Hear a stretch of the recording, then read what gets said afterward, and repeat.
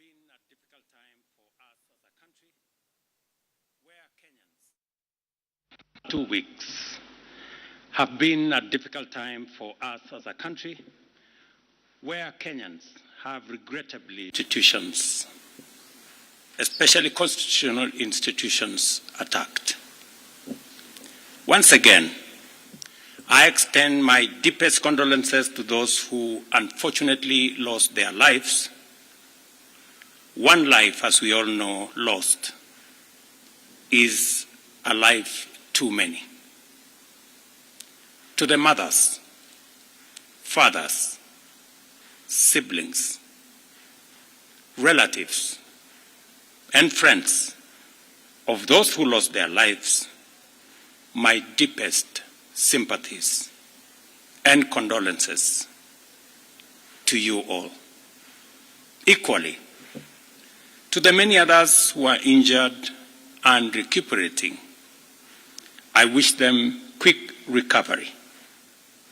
The government of Kenya will support all those who've lost their lives and those who've been injured.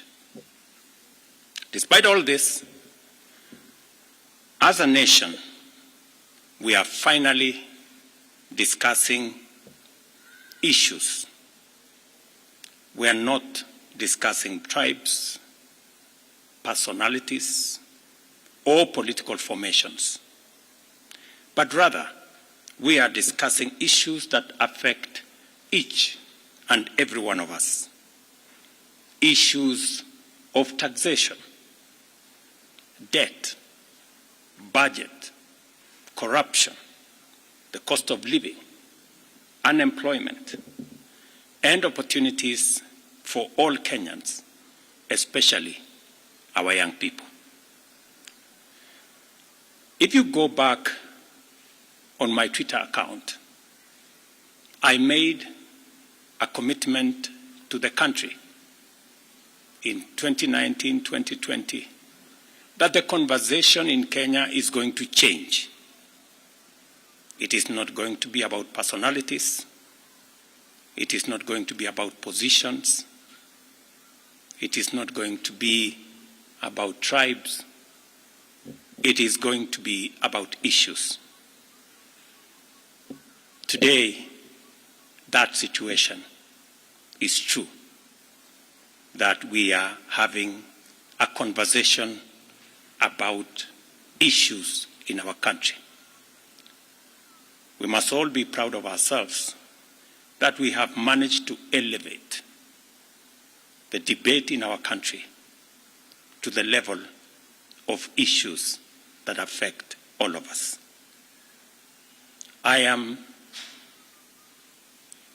very happy that we are having a conversation about jobs for our young people, about opportunities for business, about manufacturing, about taxation, about debt, and all the other things that are important to all of us. I make this statement to highlight the actions taken in response to the overwhelming public feedback in the recent days, and to fulfill my commitment to continuously and effectively listen to the people of Kenya, and to underscore my intention to always take public contributions in good faith, applying them to enrich policy making, governance, and government programs. Public debt is and continues to be a major point of engagement and conversation in Kenya. I have today appointed an independent task force to carry out a comprehensive forensic audit of our public debt and report to us in the next 3 months. This audit will provide the people of Kenya with clarity on the extent and nature of our debt, how public resources have been expended, and will also recommend proposals for managing our public debt in a manner that is sustainable and does not burden future generations. The consequence of withdrawing the finance bill is the reduction of our revenue targets by 346 billion. Over the last few days, our Treasury team has been assessing the adverse impact of either reducing the budget by 346 billion in full or borrowing the 346 billion in full. And cutting the entire amount in our assessment would significantly and drastically affect the delivery of critical government services, while borrowing the whole amount in full will occasion a fiscal deficit by a margin that would have significant repercussions on many sectors, including our exchange rates and interest rates.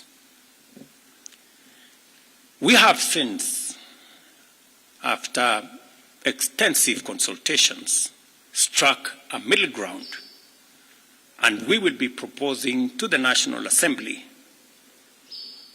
a budget cut of not the entire 346, but a budget cut of 177 billion, and borrowing the difference.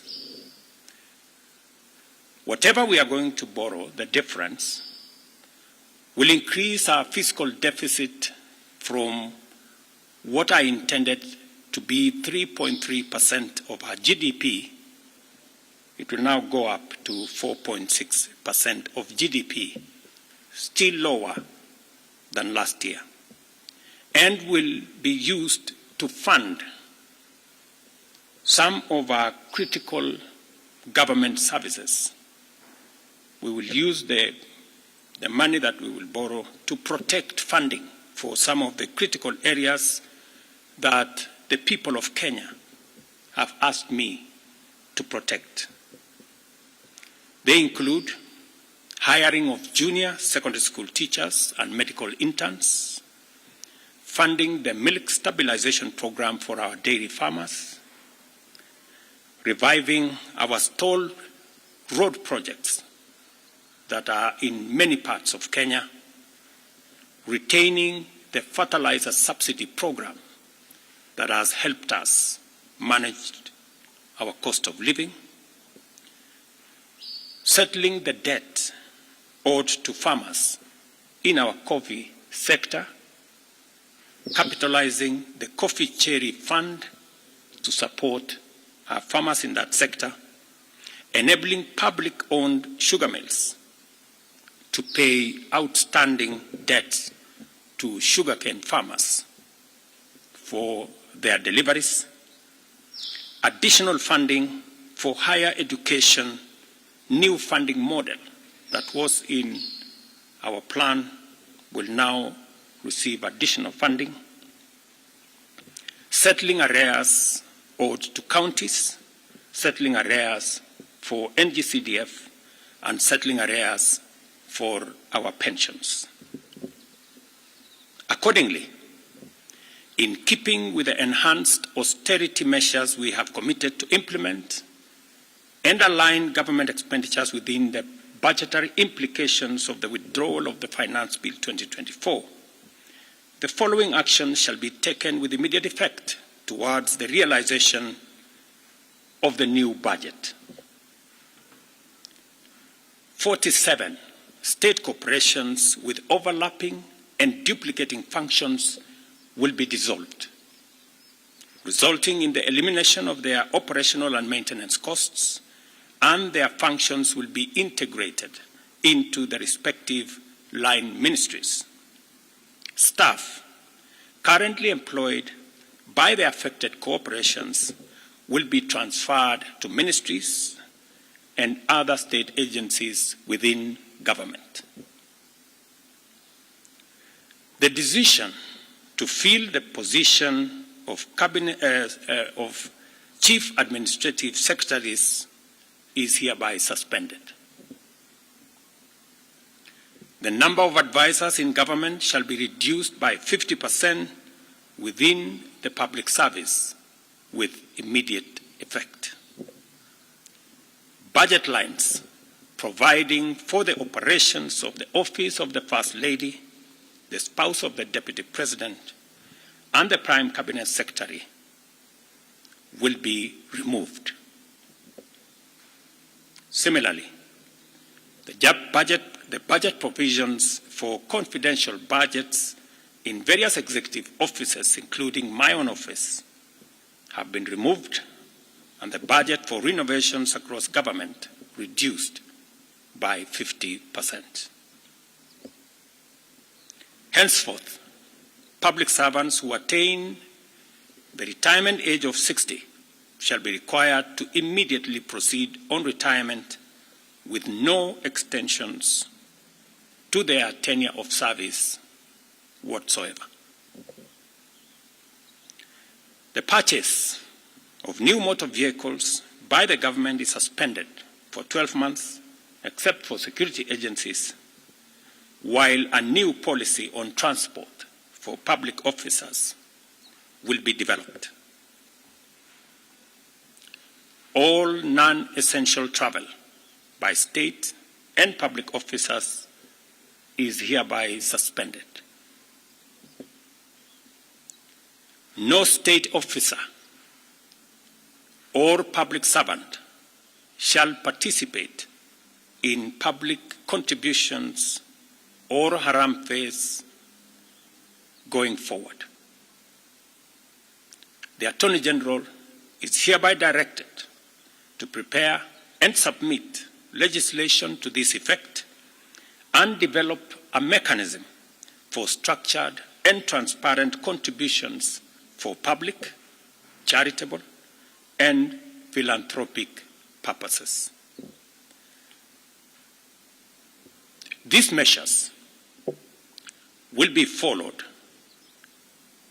by changes in government that I will be making shortly.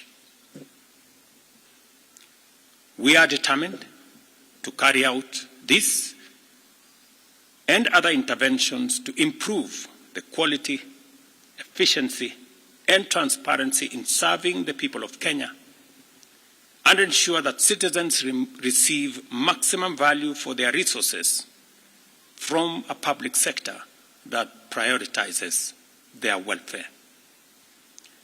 I believe these changes will set out our country on a trajectory towards economic transformation, enabling us to achieve the strategic objectives of the bottom-up economic transformation agenda and deliver our commitment to radically enhance opportunities for all Kenyans and transform our country.